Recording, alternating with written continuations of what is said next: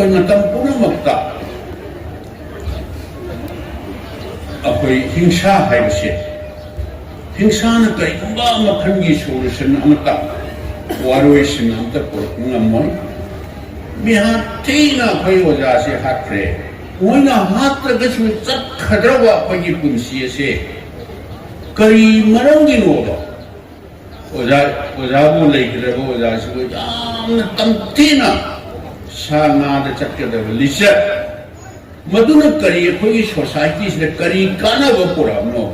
मरम चादना मरान लेतना मरान हाइदंगमदना सुमाइना हात्पसि मसिदी मियोइबगी साजत नते सुमाइ तौद्रा अखोई मसेन अमगा अखोई समाज देदा हाना सुनबना करीगुंबा अमता वारोइसिन पुरकप ngमोय मसिना शांति पुरकपगी मुहुत्ता अखोई मसेन नुसिनदबा हाइबा तारे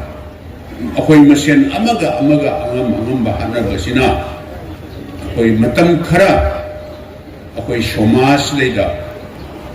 अखोई यामना नुसिनना चाना चिनना लेमिनगदबसे मसिगी मुहुत्ता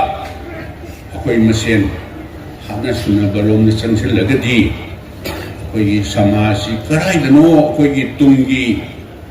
तुंगलमचत अखोई तुंगी फ्यूचर से कराइदनो ngasi bhauda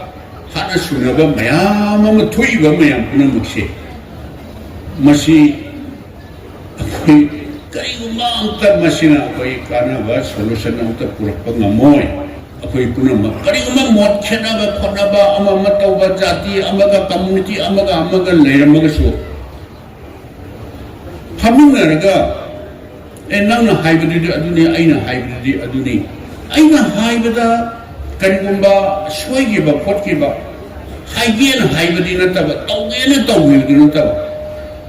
सोईगिबा लेरमसु भाई बंधु अदि इयाम्बा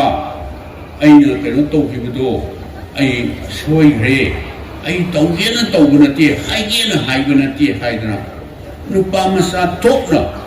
अदुगा नुपी मसा थोकना सोईगिबदुदि सोईग्रे हाइबदा थौना लेना हाइबा ngमदबा मिदो मधुदी आईदी पांगदब मीनेन लवेबा आईदी अदुना अखोई खुदिमुक्सि मधुगी खेनबा मयामजि फमिनरगा हाना सुनबगी मुहुत्ता वारोइसिनना पुथुअगा अखोई मणिपुर से पृथ्वी से शांति लेबा अदुगुंबा लेबा अमा उहेंद्रा अमोन साना सुनना लेमिननना आइना अपील तौजरी